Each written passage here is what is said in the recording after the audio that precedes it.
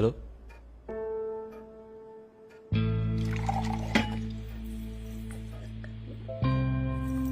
ওকে।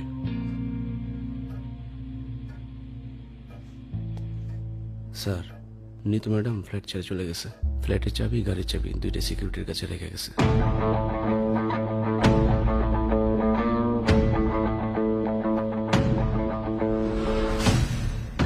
পাপা! পাপা! পাপা! পাপা!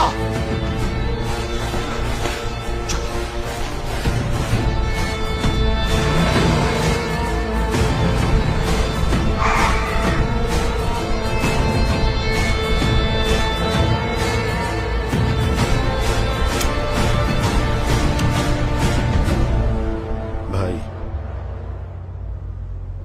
আপনি যে বললেন এই ঘটনার সাথে যারা জড়িত তাদেরকে 24 ঘন্টার মধ্যে আইনের আওতায় আনবে,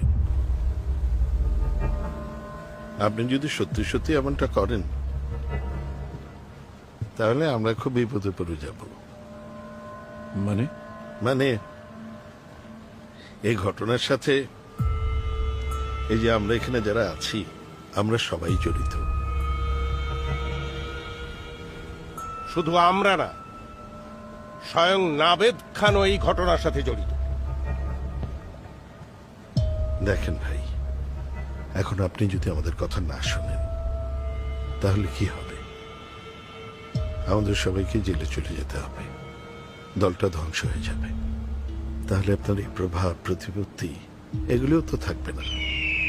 আর আপনার যদি পাওয়ার না থাকে এবং আপনার ছেলে যে অপকর্ম করে তার অস্তিত্ব একদিনেই বিলীন হয়ে যাবে। ভাই, কি করা যায় বলুন তো?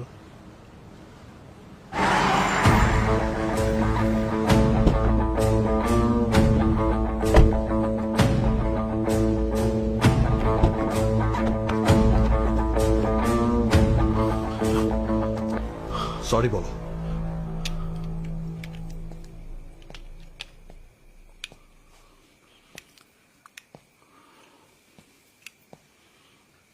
কথা কানে যায়নি? Say sorry. Sorry, I am really sorry মা। আমি জানি আমি অন্যায় করেছি। না না, আমি পাপ করেছি, মহাপাপ। কিন্তু এটা আমি যখন করেছি তখন আমি জ্ঞানী ছিলাম না।